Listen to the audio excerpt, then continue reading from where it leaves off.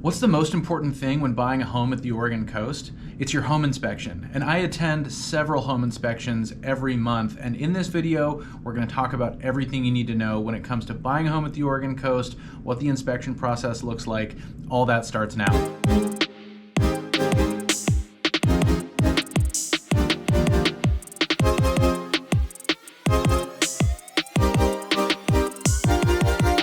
Hey, what's up everybody? This is Clem with the Oregon relocation team coming to you from the Oregon coast. And in this video, we're going to talk about the home inspection process when you're buying a home on the Oregon coast.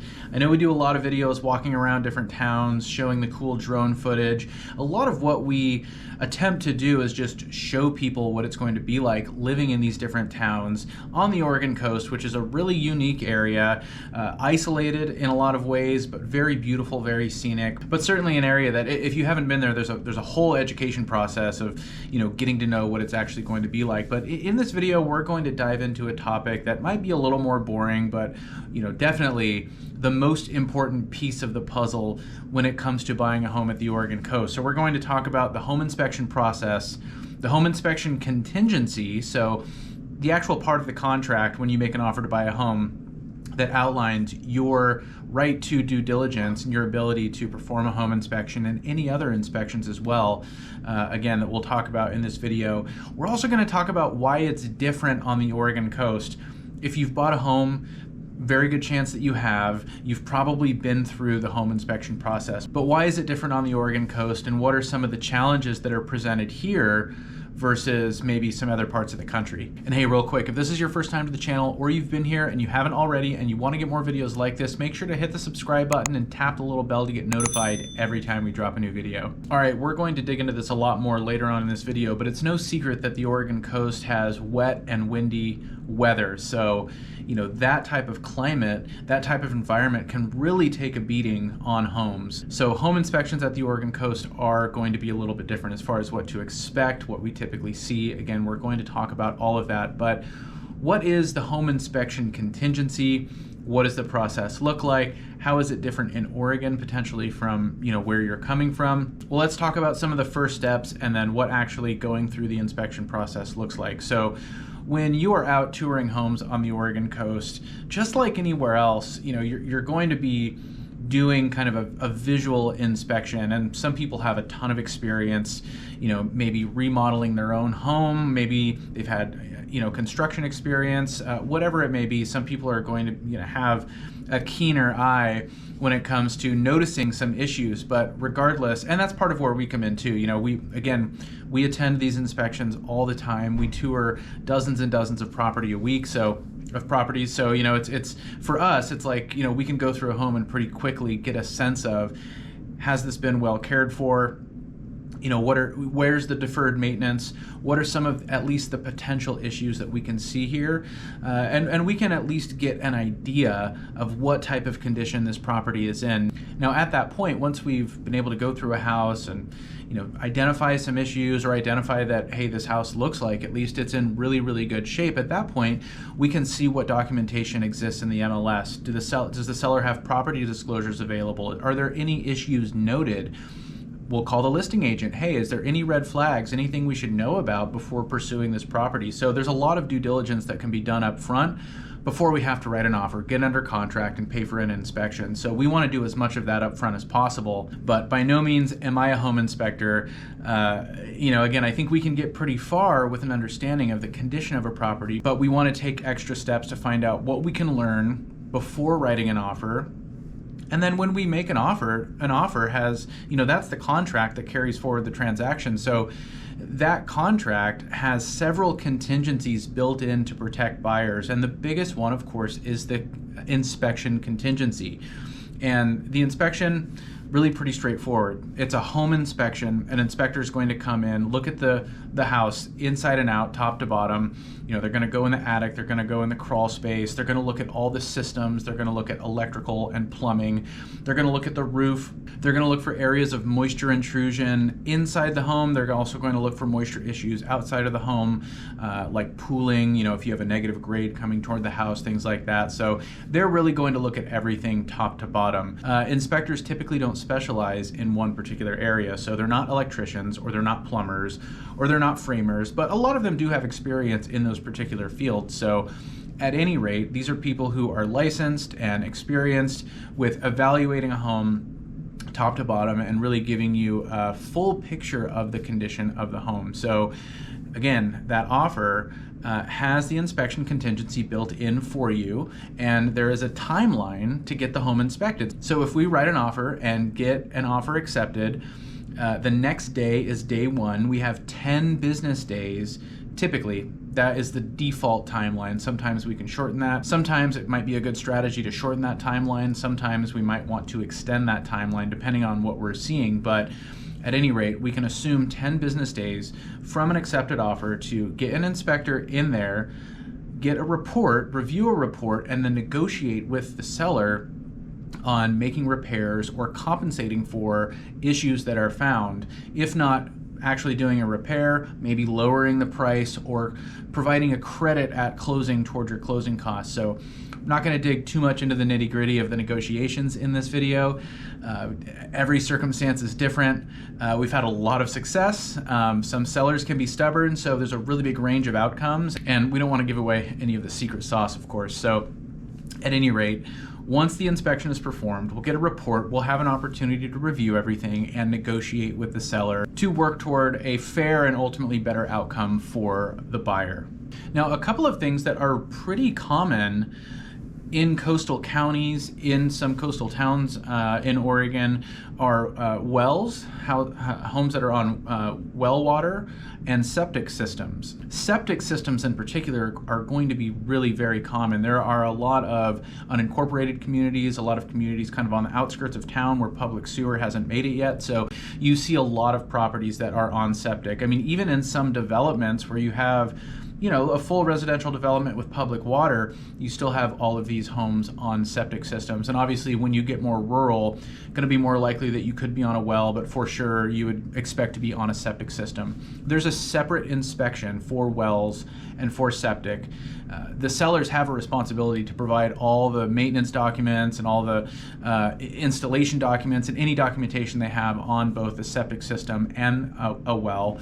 And it is on a separate contingency or separate timeline than the actual home inspection itself. So no matter what, we'll be doing a home inspection. Depending on if it's on public water or public sewer, we might be looking at doing a septic or well inspection too. And that's typically going to play out more or less the same way. With those systems, there are things that can come up that make it a little more difficult to identify a solution because they're buried, right? So you can scope, you can dig stuff up, but problems with those systems can create issues. So, we've had experience there. That's definitely something we help guide our buyers through, in those circumstances. And if you yourself are a potential buyer moving to the Oregon coast, and if you want to learn more about the process of buying a home at the Oregon coast, what makes it different from where you're coming from, if you want to talk about what an inspection looks like or talk about different towns, your home search, whatever it may be, give us a call, send us a text, shoot us an email, or click the link down below in the description of the video. Schedule a Zoom call with us,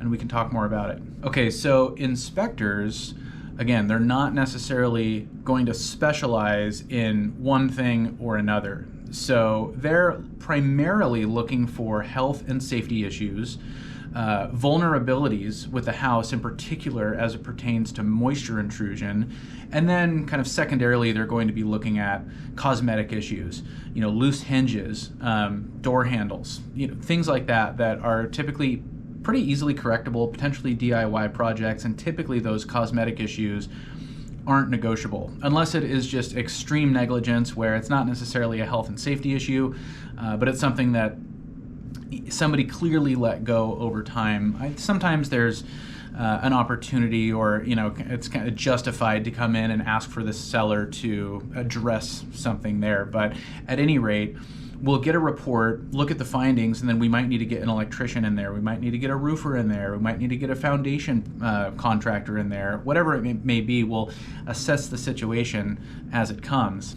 Probably the biggest thing that stands out right away that is visually detectable if you're just touring a home that really kind of anybody could see is rusted hardware. So the coastal air really does a number on any exterior hardware, whether it is, parts of your deck, lighting, windows, doorknobs, hinges, anything made of metal on the exterior of your home is definitely going to need to be, either cleaned periodically, but for sure probably replaced at more regular intervals or sooner than it would be. Whereas in a climate that's not in a coastal area, you could have something that would last decades. You might have something, the same thing, say a doorknob, for example, on the Oregon coast, that might need to be replaced after 5 or 6 years. So roofs don't last as long. I mean, the typical age for a roof or life expectancy is about 30 years. There are higher quality roofs, 50-year roofs, presidential shingles, things like that. But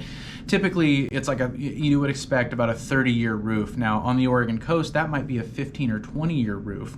You might even see issues within 10 or 12 years of getting a new roof installed. So more regular roof maintenance and replacement would definitely be expected. Exterior paint too, whereas you might paint your exterior on your regular house maybe every 5 to 7 years, something like that, maybe every 7 or 8 years, whatever it may be. On the Oregon coast, it's probably every 3 or 4 years, and really on an annual basis, you want to inspect the exterior of your home and see how the paint is doing, and you might be doing paint touch-up on a regular basis. That's going to extend the life of the paint. That's going to protect the integrity of the siding. And a lot of new siding that's been put on, or siding that's on newer homes, is made of hardy plank, or it's like a cement fiber board. So this type of siding really does pretty well in this type of climate. It doesn't experience rot like older wood siding does. And wood rot on your exterior is a really common issue as well. So of course, if your paint is wearing down and a lot of moisture is hitting your wood siding, eventually that's going to take on the moisture and start to rot. Fascia boards, along the roof line, those take on a lot of water, especially if your gutters are clogging and it's just spilling over, or again, if the paint is wearing off, you can get a lot of wood rot on the fascia boards. Decks, similarly, if they're not sealed, with a stain or paint, and if they're not maintained on a regular basis, decks can really start to go pretty quickly as well. Moisture intrusion can be a big issue, because of some of what we've been talking about, but windows can be more vulnerable as well to the climate. So there's just going to be more moisture overall on the Oregon coast. If you look at like Portland, Seattle, these cities get something like 35 inches of rain annually. Anywhere on the Oregon coast, you're going to be about 60 to 70 inches of rain on an annual basis. So, almost doubled what most people consider the rainiest part of the country. On the Oregon coast, it's going to be a lot more rain. So, that's going to make a home a lot more vulnerable or a lot more susceptible to issues that excessive moisture can have. We talked about the rot, but, mold also comes along with that too. So, if you're not keeping up in the maintenance and keeping an eye on these things, mold is another issue that can come about. Another typical problem area is your HVAC system too. So if you have an exterior heat pump, or air conditioning unit, or central air where you have ductwork made of metal, that air coming from the exterior is flowing through. So anything on the exterior with your heating and cooling, or potentially on the interior, can start to rust over time as well. Another thing that's maybe a little more anecdotal is the soil on the Oregon coast is very sandy, and you could potentially experience settling with your foundation. And I have seen that with homes that are 50, 60, 80 years old. I don't think it's necessarily something that is going to happen very quickly, but I have seen issues where, like in a crawl space, for example, you have some supports that are offset. You might just need to shim it up, or if it's gone too far, or too long, it might be something that would actually require a larger repair. So why is this happening? Why do homes at the Oregon coast require more maintenance, more replacements, more repairs on a regular basis? Well, I alluded to a lot of it. It's the moisture. Again, up to 70 inches of precipitation on an annual basis. It's the wind. So again, especially depending on how much exposure you have directly to the ocean, I mean, you really can be getting hit with wind on a regular basis. And it's the salt in the air that's really what's going to contribute to, corroding the metal and the exterior paint. All right, is it like this everywhere on the Oregon coast? Mostly, yes. I think the biggest factor here, and this is really just more my observation than anything else, is that the more exposure you have to the ocean, the more susceptible your home is to, again, the ocean air and the wind. So it's kind of this balance where a lot of people want to be right on the ocean and have this exposure. Even if you're removed some or up at some elevation and have a view, a lot of people want a big, large open view. Well, that big, large open view also means that you have this direct exposure to the ocean. So it's definitely a balance, for sure. It's not unmanageable. It's not something necessarily that should completely and totally be a deterrent to moving to the area, but definitely something that people should know when they're moving to the area. A question I get asked a lot too is it better a little bit inland? Well, in a lot of cases, if you're a little more inland, you're going to have a lot more tree cover. And when you have a lot more tree cover, you're in an area that maybe doesn't get as much sun. And so it tends to stay a little bit damp, and that's where maybe you can run into some issues like with mold, for example, or it stays wet for longer. So again, it's really a fine line. I don't know if your exact placement, ocean exposure versus in the trees, should be the determining factor on what house you purchase on the Oregon coast. But I would say for sure, and again, really just kind of speaking anecdotally, there do seem to be homes in certain areas and neighborhoods that just don't get hit as bad. That if you look around, just seem to be in better shape overall. And not too much tree cover and not too much ocean exposure seems to be kind of the perfect combination. And another thing too is you have these hills and elevation changes all up and down the coastline. So depending on where you're at, if you're kind of in a cove or, depending on the contour of, the landscape surrounding you, you could be shielded a little bit, by some of that wind. So you might still be able to have kind of this nice view, but not get hit directly, or it might not necessarily be as windy where you are. So again, there are going to be areas that will be a little bit better than others. Probably the best thing to do is just when we go look at these houses, what are we seeing? And look at the neighboring houses. Does it look like they are in disrepair? Does it look like, they're really getting hit really hard? Or do they look to be in pretty good shape? And so whether you are at the point of scheduling home tours and wanting to get out and go see houses, or if you just want to learn more about the Oregon coast, what different towns and regions are like, whatever it may be, give us a call, send us a text, shoot us an email, or click the link down below in the description of the video. Schedule a Zoom call with us, and we can talk about a game plan, a budget, a timeline, what you can expect and where. And again, we can start putting together a plan for whether or not it makes sense to move to the area, and then from there, okay, what is it going to take to get you here? If this video was helpful, make sure to hit the like button. That helps us out a lot. If you want to get more videos like this, make sure to hit the subscribe button and tap the little bell to get notified every time we drop a new video. As always, we really appreciate you watching. Until next time, we'll talk to you later.